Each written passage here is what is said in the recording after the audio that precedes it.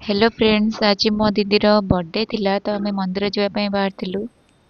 Happy birthday दीदी। Thank you. Welcome.